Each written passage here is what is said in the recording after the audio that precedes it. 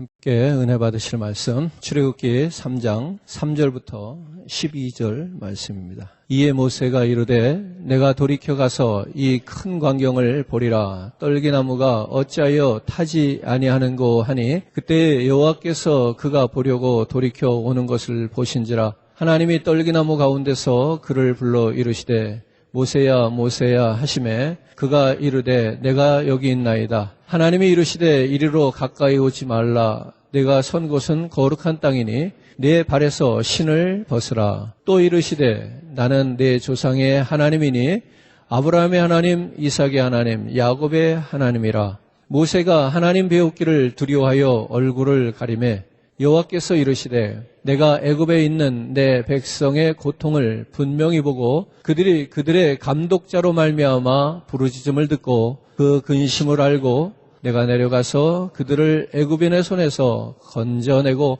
그들을 그 땅에서 인도하여 아름답고 광대한 땅, 젖과 꿀이 흐르는 땅, 곧 가나안 족속, 헷 족속, 아모리 족속, 브리스 족속, 히위 족속, 여부스 족속의 지방에 데려가려 하노라. 이제 가라. 이스라엘 자손의 부르짖음이 내게 달하고 애굽 사람이 그들을 괴롭히는 학대도 내가 보았으니 이제 내가 너를 바로에게 보내어 너에게 내 백성 이스라엘 자손을 애굽에서 인도하여 내게 하리라. 모세가 하나님께 이르되 내가 누구이기에 바로에게 가며 이스라엘 자손을 애굽에서 인도하여 내리까. 하나님이 이르시되 내가 반드시 너와 함께 있으리라. 내가 그 백성을 애굽에서 인도하여 낸 후에 너희가 이 산에서 하나님을 섬기리니 이것이 내가 너를 보낸 증거니라. 아멘. 우리 말씀의 제목을 같이 한번 읽겠습니다. 다 같이 읽을까요?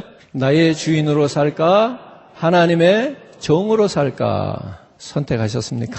이거 오늘 지금 선택하는 거 아니잖아요. 어쩌면 우리는 오래전부터 이 질문을 받으면서 살았습니다. 그리고 때로는 내가 나의 주인으로, 때로는 내가 하나님의 종으로 살기도 했던 것 같습니다. 오늘 다시 한번 참 이러한 질문 앞에 설 때마다 우리가 작아지는 것을 느끼는데 오늘 이 질문을 마음에 새기면서 또 오늘 이 아침에도 우리가 하나님의 말씀 속에서 큰 은혜가 있기를 주님의 이름으로 축복합니다. 우리가 믿는 믿음의 대상은 하나님이시고요. 하나님은 보이지 않으시는 분이십니다.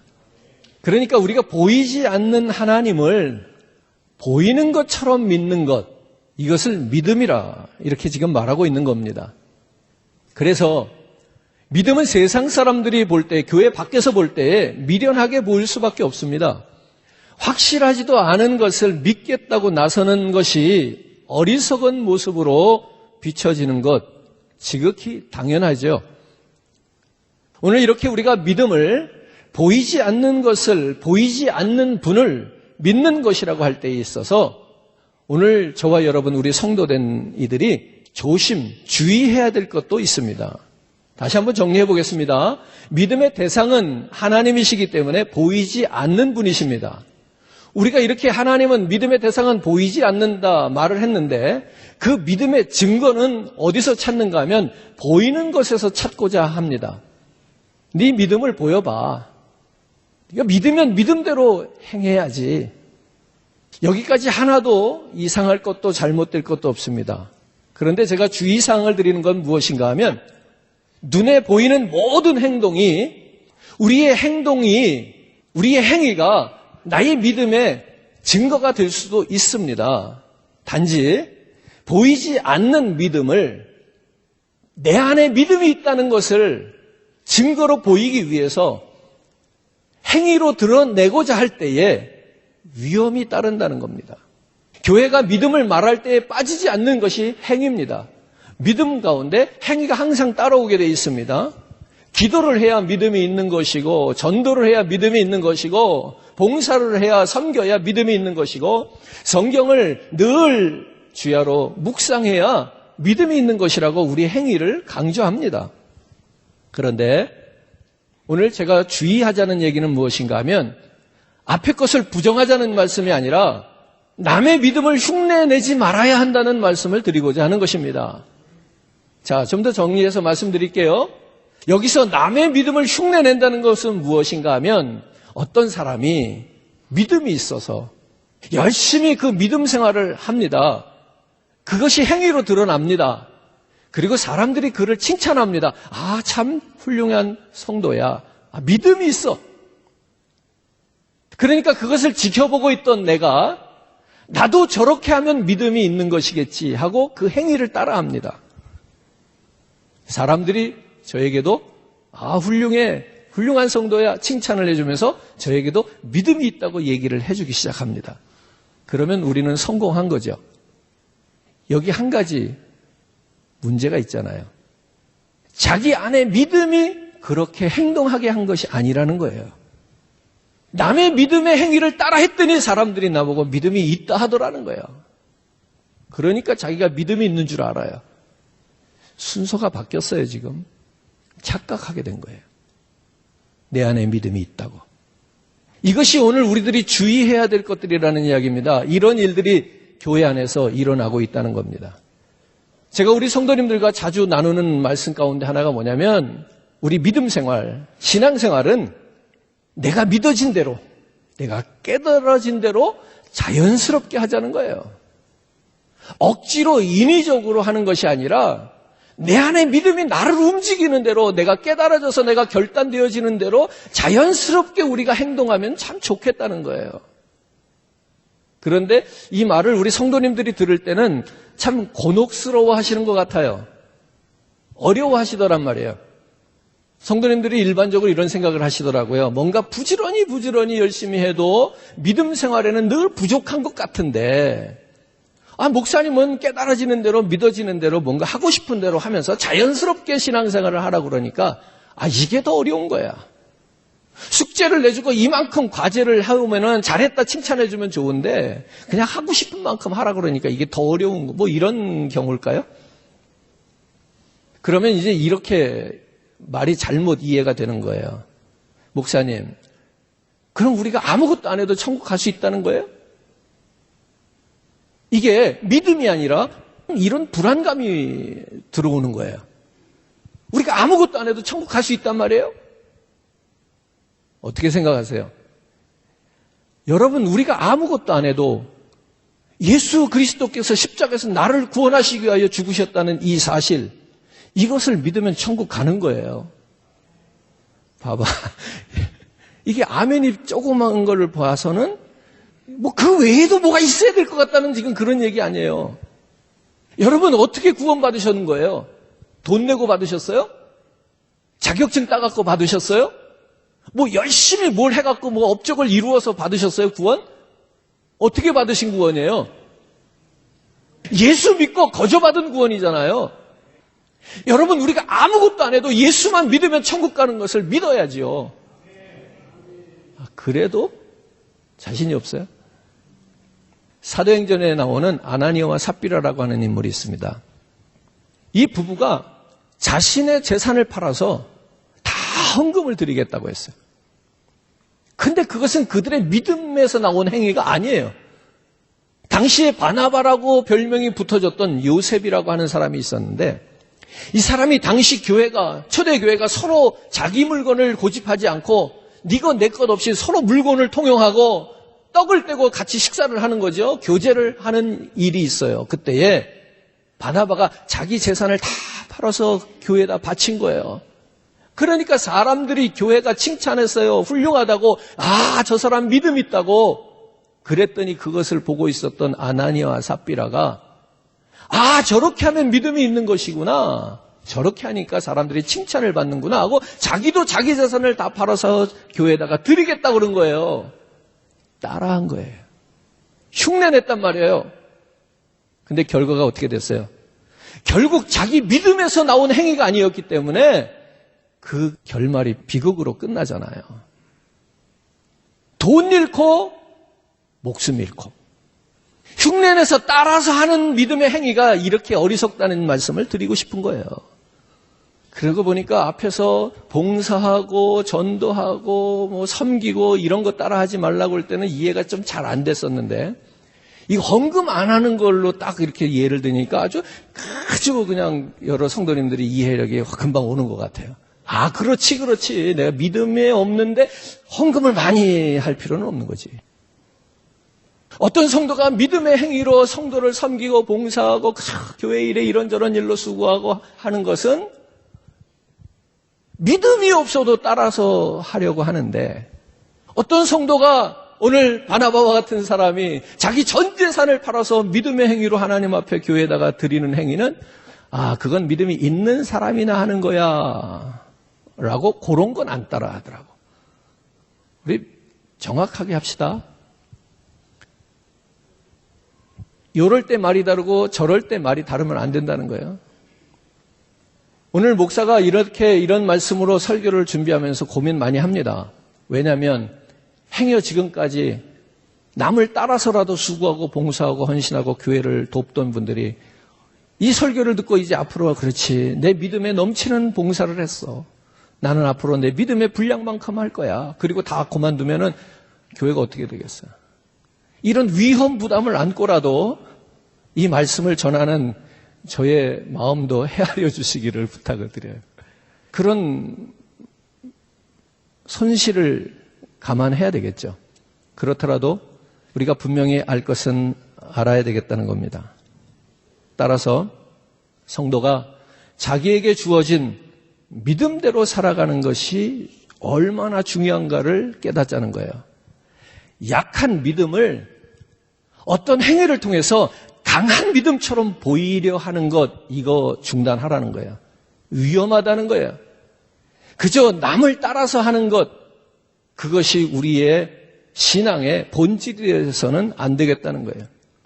오늘 우리가 읽은 출애굽기의 이 말씀도 이제까지 말씀드린 것과 연관이 있답니다. 하나님이 모세를 통해서 우리에게 보여주시고자 했던 구원의 방식은 무엇일까? 하나님께서 이스라엘을 구원하고자 하는 하나님의 방식은 무엇일까? 이것이 모세의 이야기 속에 나옵니다. 우리가 아는 것처럼 모세는 갓난아기 때 갈대 상자에 담겨서 강물에 띄워서 버림을 받습니다. 강물에 둥둥 떠내려가는 거예요. 누가 건져주면 살고 아무도 안 건져주면 그냥 죽는 거예요. 그때에 바로의 공주가 그 갈대 상자에 든 아기를 보고 물에서 건집니다. 이게 구원이에요. 공주가 그 아이를 구원하는데 조건이 뭡니까? 공주가 그 아이를 갈대 상자에서 물에서 건져 올릴 때 조건이 뭐예요? 그 아이가 그 구원을 받기 위해서, 공주의 손에 그 건짐을 받기 위해서 한 게 뭐예요? 아무것도 없어요. 공주는 그럼 왜 그 갈대 상자 아이를 물에서 건졌을까요? 불쌍해서. 어려워요? 여기에 무슨 문제가 있어요? 오늘 저와 여러분들이 어떻게 구원을 받았을까요? 하나님은 왜 나를 구원하셨을까요? 이유가 있어요? 불쌍해서. 그거예요. 그게 다예요.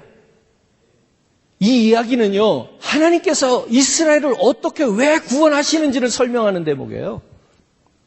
앞으로 장차 하나님께서 나와 같은 존재까지도, 이방인들의 구원까지도 어떻게, 왜, 하나님의 방식이, 그 구원의 방식이 무엇인가를 지금 보여주고 있는 거예요. 그래서 먼저 모세가 물에서 건짐을 받는 거예요. 구원을 받는 거예요. 그것이 바로 우리가 하나님에게 구원을 받는, 건짐을 받는 모델이 되는 거예요. 그 사건과 내가 구원받은 사건과 동일한 내용인 거예요. 의미가 같아요. 그저 불쌍히 여기심 때문에 오늘 저와 여러분들이 구원받는 거예요. 죄의 자리에서 건짐받고 하나님의 자녀가 된 것이, 하나님이 나를 그저 불쌍히 여기심 때문이란 거, 오늘 이거 잊지 말으시라는 말이죠. 그렇기 때문에 행위가 먼저 나오면 안 돼요. 행위로 구원받은 게 아니란 말이에요. 자, 그 다음에 모세 이야기를 보면은요, 모세가 이제 장성해서 40세쯤 되어가지고 자기 민족에 대한 열정이 타올라. 그들을 구원하고 싶어. 그들이 너무나도 불쌍해. 그래서 자기 민족을 돕고 싶은 마음이 생겼어요. 그래서 모세가 한 일이 뭔가 하면 자기의 힘을 사용해요. 자기의 힘을 쓴다고요. 물리적인 힘을 쓴다고요.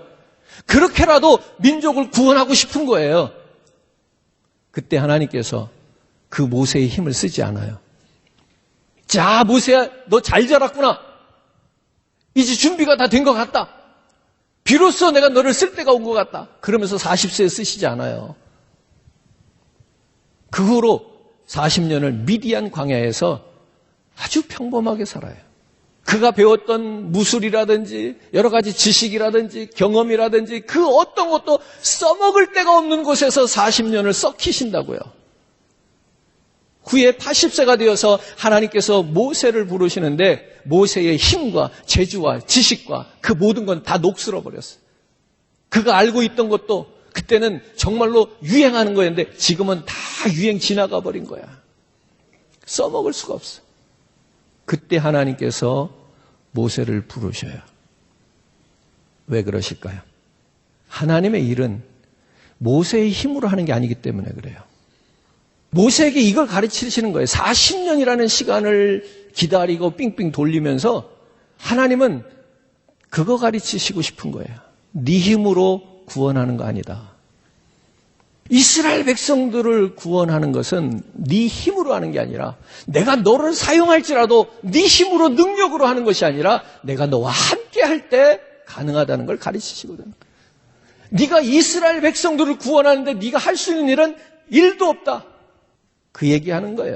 그래서 오늘 본문 11절에서 뭐라고 말합니까? 모세가 하나님께 아뢰되 내가 누구에게 바로에게 가며 이스라엘 자손의 애굽 손에서 구원하여 내리까? 자기는 아무것도 할 수 없음을 고백할 그때에 하나님께서 그 모세를 사용하기 시작합니다. 왜 이때에 하나님께서 모세를 사용하셔야 하는가 하면 그래야 모세의 힘과 하나님의 능력이 헷갈리지 않는 거예요. 이해되셨죠? 모세의 힘과 하나님의 능력이 겹쳐지면 안 되는 거예요. 왜? 이게 하나님의 능력으로 한 것인지 자기 힘으로 한 것인지 분간이 안 되잖아요. 지혜가 있으셔야 되는데 내가 지금 어떻게 살고 있어요? 내 능력으로 내 힘을 의지하고 살고 있어요? 아니면 하나님의 능력으로 살고 있어요? 절대로 이 두 가지가 겹쳐지면 안 돼요. 그래서 둘 중에 하나예요. 내 능력으로 살 동안 하나님은 나를 내버려 두시는 거예요. 내 능력이 다 하고 내가 아무것도 할 수 없습니다. 11절의 말씀처럼 그렇게 고백할 때쯤 주님이 나와 함께 하시고 그 후로는 주님의 능력으로 살게 하시는 거예요. 참 어렵죠? 쉽지 않아요. 머리로 지금 이해했을지라도 내 힘이 여전히 남아있다면 하나님의 능력이 내게 임할 수 없다는 얘기거든요. 하나님의 능력이 오늘 내게 임하려면 내 능력이 다 소진되어야 된다는 이야기거든요. 하나님의 능력을 선택하시겠어요? 여전히 내 능력을 소유하시겠어요? 하나님의 능력이 좋은 줄 알아. 하나님의 능력을 기대하고 소유하고 싶은데 내가 가진 능력, 내가 가진 소유 이거 포기할 수 없어서 그렇게 살고 있지 않나요? 어려운 일입니다, 여러분. 오늘 본문 2절에 보면 떨기나무에 불이 붙었는데 나무가 타지 않아요. 떨기나무에 불이 붙었는데 나무가 타지 않는다. 원래 불이라고 하는 것은 그렇잖아요. 무엇인가가 태워지는 것이 있어야 존재하는 거예요. 무엇인가 타서 소멸되는 것이 있어야 불이라고 하는 게 존재하는 거예요. 그런데 떨기나무, 금방 불살라 없어질 것 같은 그 떨기나무인데 떨기나무가 타지 않고 거기 불이 있어요. 이 떨기나무는 우리가 잘 아는 대로 이스라엘 백성들을 지칭하는 것이고 또한 모세를 가리키는 거야. 이제는 아무것도 할 수 없는 무능력하고 힘없는 존재를 의미해요. 근데 거기 불이 붙어요. 불은 뭔가를 태워서 존재하는 것이기 때문에 내가 가진 능력을 태워서는 이렇게 불이 지속적으로 붙어 있을 수가 없거든요. 모르겠어요. 순간 확 불살르는 힘은 내 소유로, 내 지식으로, 내 경험으로, 능력으로 해결할 수 있을지 모르겠어요. 그러나 불이 지속적으로 붙어 있는데 내가 타지 않기는 쉽지 않아요. 내 걸 다 불살르고 나면 불이 꺼져야 되니까. 근데 오늘 이 떨기나무가 타지 않는 것은 이런 의미를 우리에게 가르치고 있습니다. 하나님의 일은 인간의 힘을 빌어서 하지 않는다. 인간을 통해서 한다는 말과는 다르게 이해를 하셔야 돼요. 하나님의 일은 인간의 능력, 인간의 힘을 빌어서 하시지 않는다는 거죠. 떨기나무처럼 가치 없고 하찮은 나무, 그 나무에 하나님이 함께 하셔서 불로 나타나신 것입니다. 그러니까 이 불은 떨기나무를 태워서 존재하는 불이 아니라 하나님이 함께 하시는 불이었어요. 이처럼 하찮은 나무도 하나님이 함께 하실 때 하나님께 쓰임받는 도구가 된다는 것을 가르치고 있지요. 우리가 하나님의 일에 동참하는 도구가 되려면 하나님이 함께 하실 것을 구해야 돼요. 능력을, 힘을 기르는 것이 아니고요. 하나님이 나와 함께 하실 것을 구하셔야 돼요. 우리의 재주나 힘이 아니라 하나님이 늘 나와 함께 하시는 것을 고백할 수 있는 저와 여러분 되기를 축복합니다. 그때 하나님께서 그 불이 하도 신기하여 불가까이 나왔는데 모세에게 하나님이 말씀하십니다. 너의 선 곳은 거룩한 땅이니 네 발에서 신을 벗으라. 오늘 문자 그대로 우리가 이해를 하면요. 거기가 거룩한 곳이니까 네가 신을 벗으라 이렇게 말씀하고 있어요. 근데 이 말을 우리가 역으로 생각하면요. 모세가 신을 벗는 곳이 거룩한 곳이 되기도 해요. 그럼 하나님께서는 왜 모세에게 신을 벗으라 했느냐? 거룩한 곳이기 때문에 벗으라도 하셨지만은 당시의 종은 신발을 신는 게 아니에요. 당시의 종은 신발을 신지 못했어요. 따라서 신을 벗으라고 하는 것은 종이 되라는 요구예요. 하나님이 모세에게 원하시는 것은 무엇이냐? 종으로 살아라 이런 얘기죠. 종은 자기 의사대로 사는 것이 아니라 주님의 명령에 의해서 주님의 명령에 따라서 살아가는 것입니다. 그런데 우리는 오해하기를 하나님은 우리가 신앙행위를 열심히 하면 좋아하시고 게을리하면 싫어하신다고 생각하죠. 때문에 하나님의 뜻은 사라져버렸어요. 하나님의 뜻은 무시해버리고 교회에서 여러 가지 봉사와 섬김과 행위에 대해서 치우쳐 있죠. 또는 도덕과 윤리, 자선, 선행 그것으로 더 나은 삶을 살리라고 이야기하고 있습니다. 여러분 이거 아니거든요. 이걸로 구원받는 거 아니라는 말씀 드리는 거예요. 하나님은 우리가 교회에서 잘 섬기고 잘 봉사하고 윤리와 도덕 가운데 선하고 바르고 올바른 삶을 살기를 원하시는 것보다 더 궁극적으로 원하시는 게 뭐냐면 종으로 살으라는 거예요. 각자 우리 자신에게 한번 물어봅시다. 다시 한번. 나는 하나님의 종으로 살고 있는가? 이 말을 바꾸면 이렇죠. 하나님은 나의 주인이 되시는가? 우리가 교회 일을 합니다. 섬기고 봉사하고 헌금하고 전도하고 찬양하고 착한 사람으로 선한 사람으로 그저 열심히 삽니다. 이거 하려고 예수 믿으면 힘들어요. 여기에 가끔 우리가 속는단 말이에요. 그래서 저 사람이 이렇게 살면 도덕적이고 윤리적으로 살면 참 믿음 있고 의로운 사람인 줄 알아요. 이거는 속일 수 있는 거예요. 내가 내 주인으로 살면서도 봉사도 하고 헌금도 하고 수고도 하고 착하게 바르게 교양 있게 점잖게 그냥 인격적으로 살 수 있어요. 하나님은요 이거 하지 말라는 얘기가 아니고요. 네가 하나님의 종이 되어서 이거를 하기를 바라는 거예요. 하나님의 종이 아니라 내가 나의 주인이 되어서 살아갈 때는 특징이 하나 있어요. 하나님께 묻지를 않아. 앞에서 말한 것처럼 여러 가지 교회에서 필요한 신앙생활을 하면서도 묻지를 않아. 자기가 하고 싶으면 하고 말고 싶으면 말고 그래요. 오늘 여러분 남에게 보이기 위한 신앙생활 되지 않기를 바라는 겁니다. 다시 정리해 볼게요. 참된 신앙은 자연히 보여지게 돼 있어요. 내 안에 참된 믿음이 있으면 이것이 자연스럽게 행위로 드러나서 보여지게 돼 있어요. 그러니까 보여지려고 애쓰지 말라는 거예요. 애쓰지 않아도 자연스럽게 보여지는 것이에요. 그것이 우리들에게 지금 필요한 거예요. 우리의 할 일은 그러니까 우리에게 주어진 환경과 여건 속에서 신을 벗은 자로 살자는 거예요. 하나님의 종으로 우리가 살아야 되겠다는 이야기예요. 그렇게 사는 것이 우리의 사명이라는 거예요. 하나님의 종으로 사는 것이. 내가 내 인생의 내 삶의 주인이 되어가지고 내 것 적당히 기부하면서 적당히 수고하고 봉사해 주면서 사람들로 인정받고 믿음이 있는 사람으로 부름받는 거, 이거 하지 마시라는 거예요. 똑같은 걸 하더라도 하나님이 종이 되어서 하는 것과 자기가 자기 것을 자기 마음대로 통제하면서 줬다 뺏었다 했다 안 했다 하면서 이렇게 믿음 있는 척 하지 말라는 거예요. 우리가 하나님의 종으로 살아가는 그 자리를 하나님께서는 원하시는 거예요. 왜 내가 신을 벗는, 내가 스스로 종입니다를 인정하는 그 자리를 하나님께서 원하시는가 하면 그 자리가 바로 거룩한 곳이 되기 때문에 그래요. 우리가 같은 교회 공간 안에 있습니다. 그럴지라도 이곳이 거룩한 곳이 될 수 있고 여전히 세속적인 곳이 될 수도 있어요.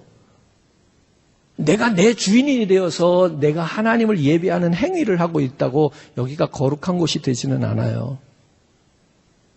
우리가 예배도 자기가 원하는 예배를 드리고자 한다면 여기가 거룩해지지 않아요. 하나님의 종이 되어서 하나님이 원하는 방법으로 하나님을 기뻐하게 하는 예배를 드릴 때 여기가 거룩한 곳이 되는 거죠. 그게 바로 우리가 하나님 앞에서 신을 벗는, 스스로 내가 종입니다를 인정하는 거예요. 그렇게 우리의 믿음의 행위들이 드러나야 되겠다는 거예요.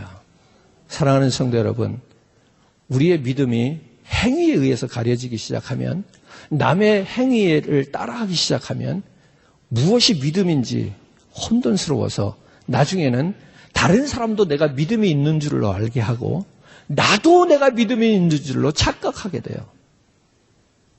그 끝은 아나니아와 삽비라가 우리에게 이미 보여줬어요. 절대로 미련하고 어리석게 살지 말자는 거예요. 아나니아와 삽비라가 결국 어떤 비극을 맞아요? 돈은 돈대로 잃고 생명은 생명대로 잃었어요. 우리가 교회 안에서 가끔 그런 모습을 보는 거예요. 열심히 평생 예수 믿었대요. 열심히 하나님 앞에 있는 거 없는 거 다 드렸대요. 그런데 끝이 믿음이 없어요. 그러면 평생 시간 바쳐, 돈 바쳐, 몸 바쳐, 헌신해. 그런데 믿음이 없으니 무엇도 없을까? 구원도 없을 거 아니에요. 이런 비극을 우리가 맞아서는 안 되겠다는 거예요. 사랑하는 성도 여러분, 오늘 저와 여러분들이 하나님이 살아계심을 믿으시기 바랍니다. 오늘 내가 살아가는 모든 환경 속에서 내 인생을 주관하시는 분이 하나님이심을 인정할 수 있게 되기를 바랍니다. 그 하나님을 바라보면서 사시기 바랍니다. 내 부족함 바라보면서 걱정하고 염려하는 삶이 아니라 하나님 바라보면서 하나님의 종으로 살아가는 최고의 인생을 저와 여러분들이 살아내기를 주님의 이름으로 축원합니다.